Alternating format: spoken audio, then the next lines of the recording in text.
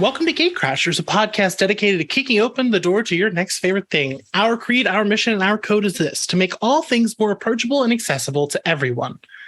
We want you to find a universe that you'll fall in love with.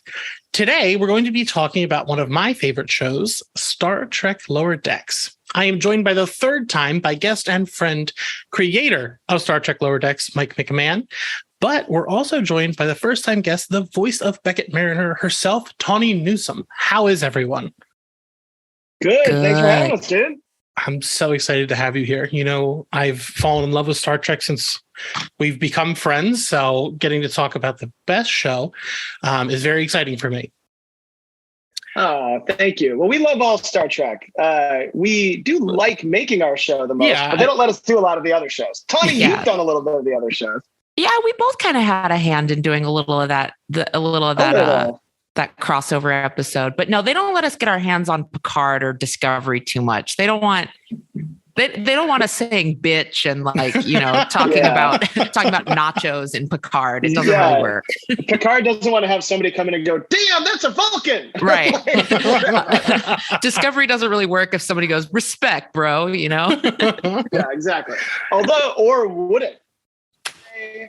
Take a chance, dream a dream. Take a chance on us. Let the Lower Decks people to ruin your Vulcans. I do want to talk about this, but Tawny, I just have to get something out for you first. I don't know if anyone's informed you, but I'm a pretty hard-hitting journalist. Our first question is pretty heavy-hitting, so I hope you're prepared. I know you're about to ask. There's always trouble. What's your favorite sandwich? Oh my God. I didn't agree to this and I'm getting out of the Zoom now. You closed your laptop. I always wanted, my favorite bit is to just slam a laptop close in the middle of a meeting instead of exiting the Zoom. Just be like, fuck this, bam. Okay, so my favorite sandwich, I think I got to go with a banh mi, a good old Vietnamese baguette sandwich with pate, roast pork, all the veggies, all the sweet and sour pickled veggies, jalapeno, sprigs of cilantro, thick layer of mayo. Mm-hmm. That's the move. And you're vegetarian, so you must love that sandwich. I am not a vegetarian. How dare you? There's a place in San Francisco that I've been going to since I was a kid. And it's I think it's the only establishment in San Francisco that's resisted gentrification. And it's called Saigon Sandwich. It's in the Tenderloin. It's on Eddy Street. It's across from the Phoenix Hotel. And they will make you a $3 sandwich, just like I described, an 8-inch sandwich. $3. Still to this day. I love that. Damn, that's cheap by even the East Coast standards. So, Mike, you've been here so many times, I have to think of something original for you. This one is a pretty good one. You get to square up with one Star Trek character. You guys are throwing down. Who are you fighting? Oh, you mean who do I fight in Star Trek? Yeah, who are you fighting? Damn. I'm very powerful, man. I would fight Worf because I want it to be because I don't want to just I don't want to hit somebody unless I know they can take it. So, I'm a Worf type guy. A lot of people are like, wow, you're so strong and warrior like when they meet me. So Tawny, please hold all agreements until the end of the claim. You're right. Sorry. So I would like to pick the most powerful person is Worf or Keiko's kid. Either one of those two. Yeah, I would fight either Worf or Keiko's kid, whoever can get to me faster. So we'll see. Are you sure? Uh-oh. See, Tawny's in the desert, so occasionally her audio is going to drop like that. But she's probably agreeing with me. She's probably saying you're very warrior-like. Yeah, she's probably talking about how yoked I am and how well you handle one of those. To see me fight Worf. Yeah. What's those blades called they use? The bat'leth? Thank you. There's a lot of blades. Klingons have a lot of blades. Classic. Desert life. Tawny will rejoin when she figures out how to do it on her phone. All right. We're telling her that she can do audio on her phone. Is that okay, Mackenzie? Thank you. It's just the audio anyway. All right. So let me ask you some Mike questions. Let's hear it. Like, where do you find the balance between callbacks to Star Trek's past, being fun Easter eggs for longtime fans, while not kind of overpopulating it so you don't just deter new fans? I feel like I've talked so much about my process that I'm not going to dig in too deep, but I'll tell you that the the balance is always on my mind. And that for me, in order, it goes like this. Does the show feel like it's coming from an honest place of telling stories about people that haven't found who they are yet in their lives, people in their 20s and sometimes even later. And then after that, we started Star Trek-ize it, right? Mm-hmm. So it's like experience that I or my writers have had that are then being translated into more of a Star Trek veneer. And then because I'm getting to do a Star Trek show, which I can't believe I get to do, like every other Star Trek show has always had to avoid retreading the ground of other Star Treks.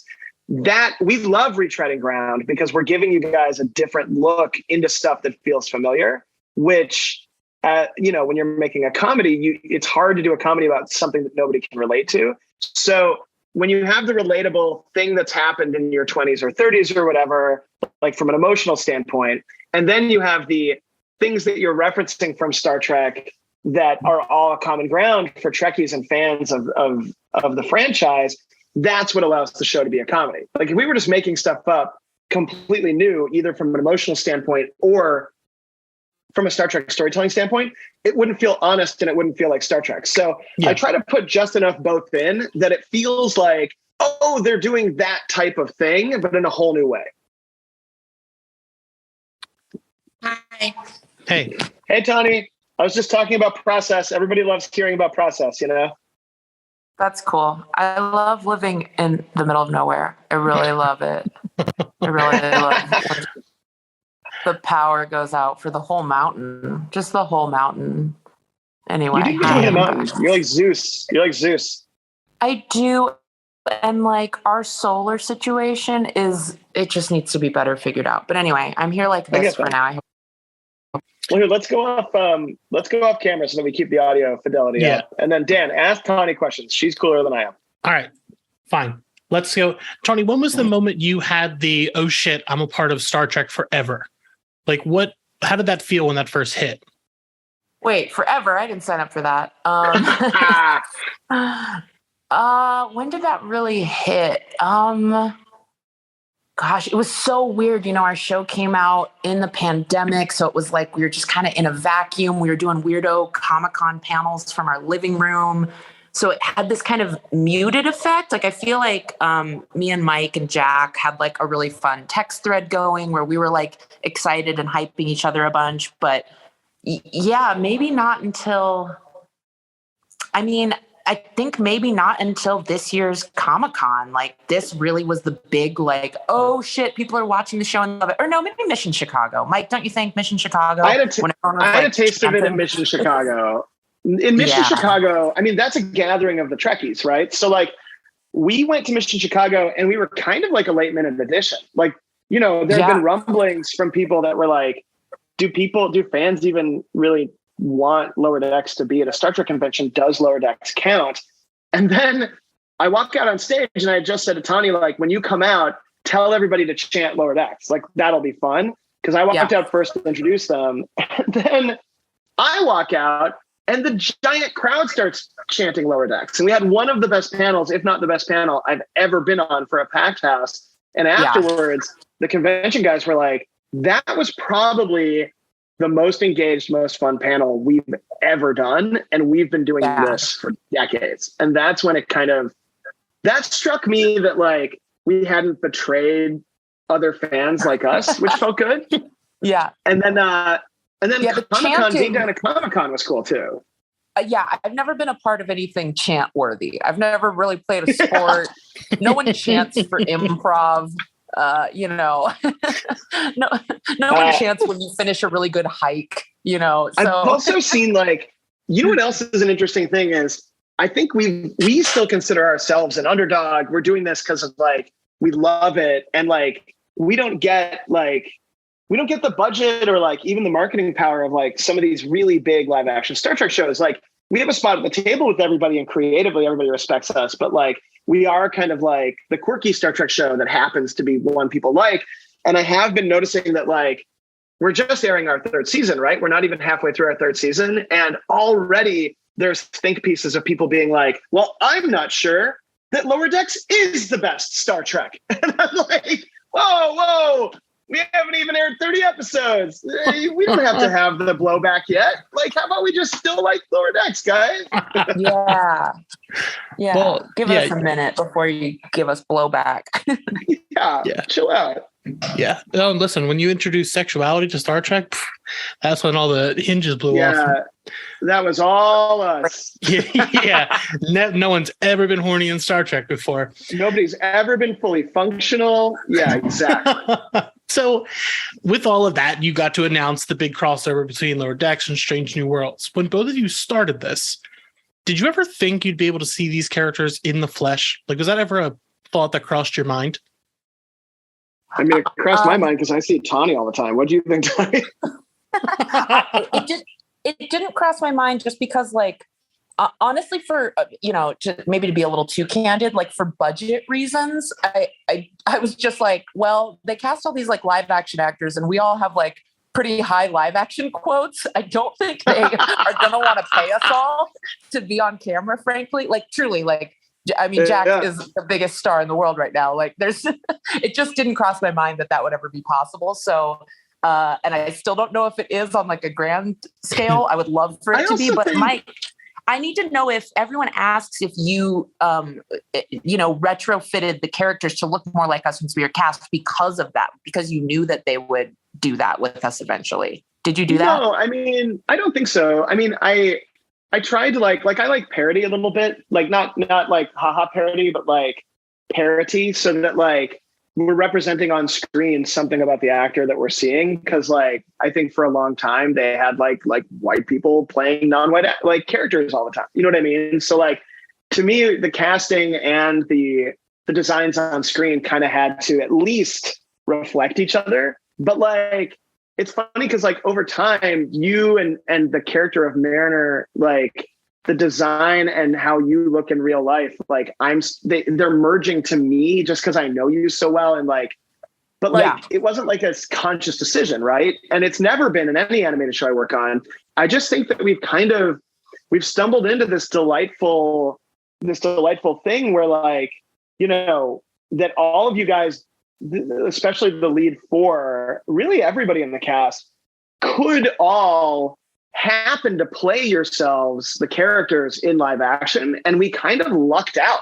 Like, I didn't cast Fred Tatasciore as Shax because he's tall and broad shouldered. He just happens to be, you know what I mean? And like, everybody kind of fit that mold. And like, once we realized that was the case, like, it was very funny and fun, but it was just a coincidence. It's very interesting to hear all that on the back end. Now, in the beginning, we did talk about how like some things wouldn't work in a Star Trek Lower Decks as it would in something else. Are there any stories that work better on your show that wouldn't work on something like Picard, or vice versa? Yeah, I think like we cram a lot of stories in every episode. I mean, I think that like the pace of our show allows us to have A stories, B stories, and then like C runners that are like small, visual, silly, fun, slice of life sort of stuff that I think like would probably feel cluttery in a big sort of more dramatic, 5-act structure show.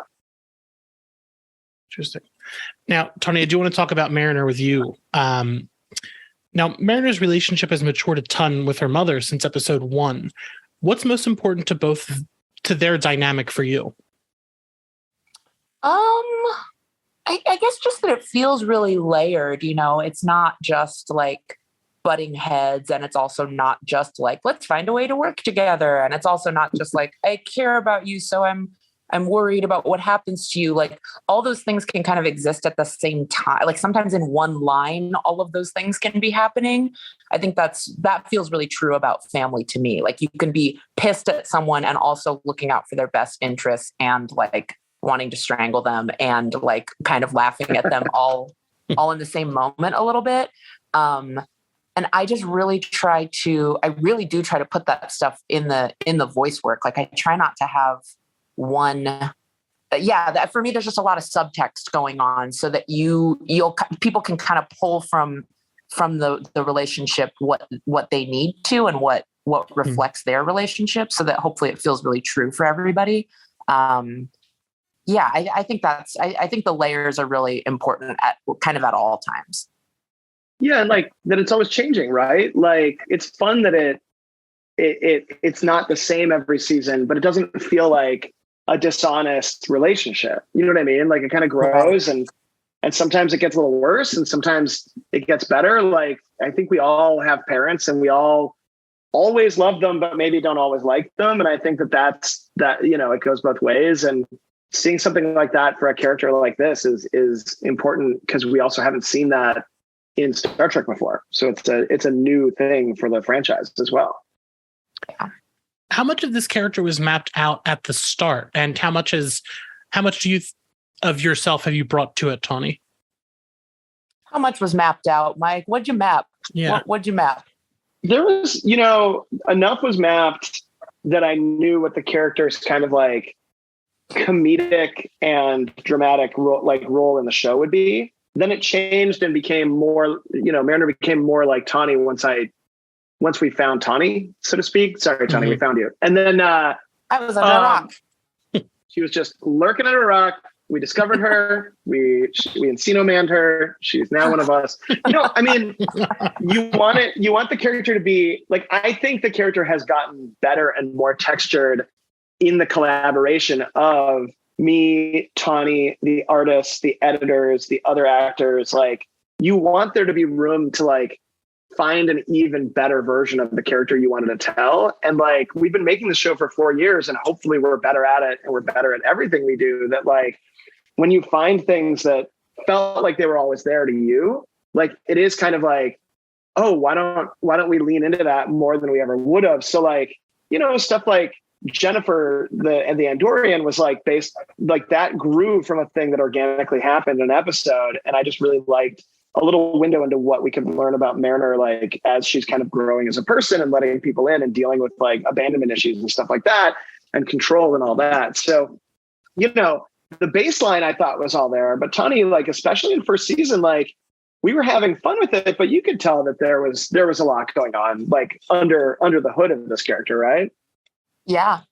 You mean I could tell that? Is that what you're asking? Yeah. Like, just like even when we were recording, like she's fun and funny, but there's like, she's got stuff going on. Oh yeah. Especially when we hit Crisis Point. When I read Crisis Point, I was like, okay, we're going to get into it in this 22-minute animated show. We're going to delve into some drama, honey, which is great. I think it's something that the Star Trek license gives us, I think, because I don't know that you'd be able to, I mean, Mike would know better than me. I don't know that you're able to get that much pathos in a different type of animated show that doesn't have the history of asking big questions that Star Trek does. I also think that what I'm bringing to Mariner, I am bringing way more of myself, maybe far too much of myself to her, but I'm also kind of bringing a version of myself that makes Mike laugh the most. It's like, I'm doing a little like, ooh, my friend Mike enjoys when me, Tawny, is like this. So let's do more of this for Mariner and more of this in my friendship with Mike. Like, it's like a weird reflection. It's a hall of mirrors that we're doing. But we are kind of making each other laugh though, because I'll write a line and I'm like, oh, I know Tawny's gonna fucking laugh at that. You know what I mean? Like, and then you'll get there and be like, oh, I just read the script. It's so fun. And like, I think when we're making each other laugh, that's always going to make a better show. Yep, for sure. Right? Yeah, I probably invented that idea. Yeah, you invented the idea that when we have fun, the audience has fun, and we need to credit you with that. There was Mike, it's the Mike. Go ahead. I was just going to say there was a quick line in I think it's okay to say that, all of Star Trek is so collaborative that Mike threw in some jokes and things for the Strange New Worlds crossover. And, we had no idea who wrote what. So many talented people had hands on it. But there was one line that I read and I just knew. I was like, this is a Mike McMahan signature moment. And I texted him immediately. I was like, you stupid idiot. It's the one at the end of the episode, right? I know what you're talking the very about. end. Yeah. Yep. And some people would say that's a signature. That's a signature tone. Other people would say that I'm a hack with a shtick. So bless you for finding the nice words. Either way, we know it's yours. It's it's your Sharpie written on the liner notes of your record collection. We know it's yours. Yeah. Uh, so, Tawny, best case scenario, where do you want to see Mariner's Starfleet career end? Where do you think's the best place for her? Gosh, that's tough for me because the thing that's very different about me with Mariner is like, I would never join any sort of military. I would not be good in a life of service at all. So it's really interesting. I identify so much with her wanting to like bend rules in order to, and to have greater impact and to, affect more change, and her wanting to work outside of the system in order to do that. That all really resonates with me. So when I think about her climbing the ranks, I kind of feel the way she does. Like I wouldn't want to climb the ranks. I never would have joined Starfleet. But so for her, I'm like, I don't know. Maybe it's a path that's not in Starfleet. But again, I don't know if that's just me being like, there's no way I could do this. Go start a yoga studio or something, girl. Do something else. You sound so much like Mariner right now with you like the idea of Starfleet, just not the not the zapping people side of it, phasering people side of it, which, I think that's fair. Like, you still want her to have the same friends and do the same, like, also, this is a woman who literally got mad at me that Mariner wasn't on Deep Space Nine enough. And I don't want to drop spoilers for that episode coming up, but I love that Tawny's like, I don't know. I would never join Starfleet. I'm not on Deep Space Nine enough. She was so mad. I wasn't on the station at all. You put me in a B plot doing some other bullshit. When Deep Space Nine is my favorite. It's bullshit. When Deep Space Nine is my favorite series, this. I go on and on about it constantly. I'm constantly talking about Deep Space Nine. It's the one I know the best. And then you do a whole Deep Space Nine episode, and you put me on a B plot doing some other shit. Listen, because Mariner served on Deep Space Nine. It made sense. All right? I'm sorry. I would never join Starfleet. Love Deep Space Nine. I just wanted to have a little snack at Quark's and talk to more. I just wanted to go mean mug Kai Wynn on the promenade. I know. Well, I fixed it. He did. I really did yell at him, and he did have to fix it. Isn't that insane? Isn't that insane thing? I do like the scene I added. I did add a scene. But it is one of my favorites. So, it turns out that sometimes when Tawny gets mad, stuff gets better. And that's probably the theme of her life. That's the theme of my career. It's Deep Space Nine. What was it like getting to play with that? Like, sorry, Tawny, you weren't there the whole time. But like, is that something you have to get permission for? Do you have to portray these characters in any certain way?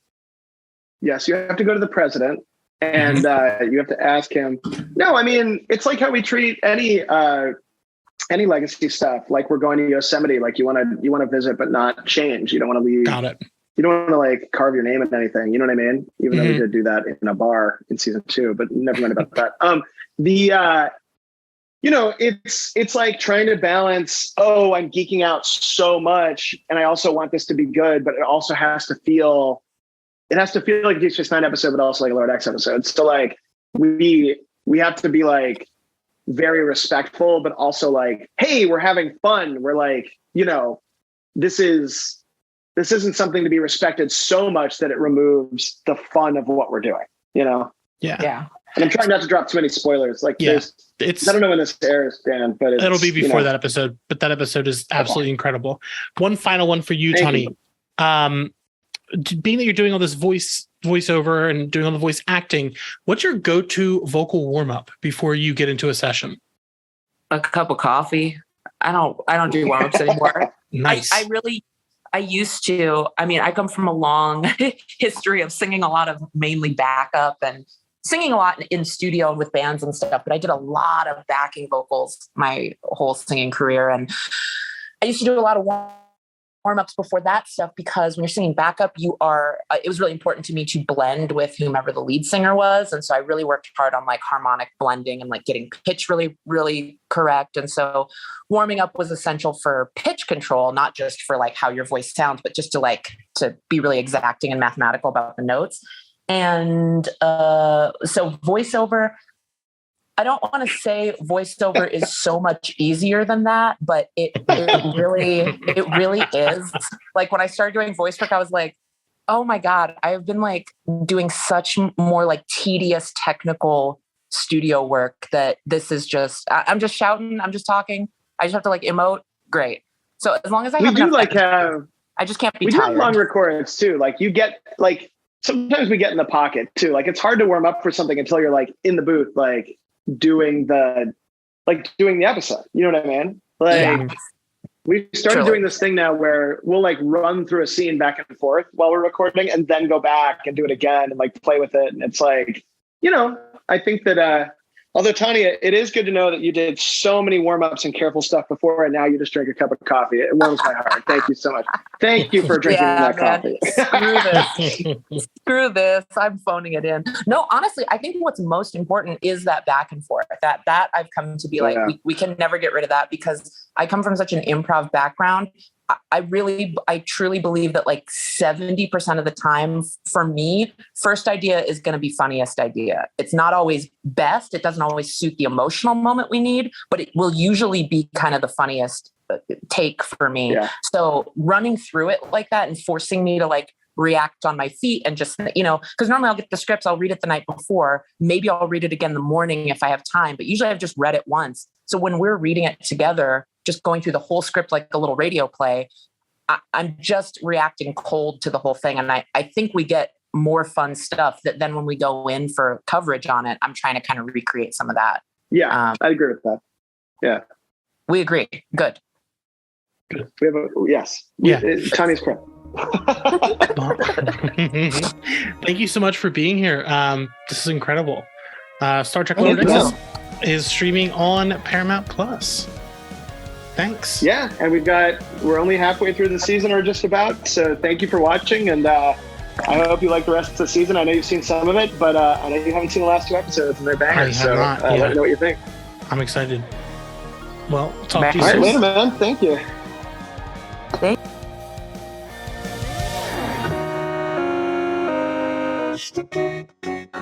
Thank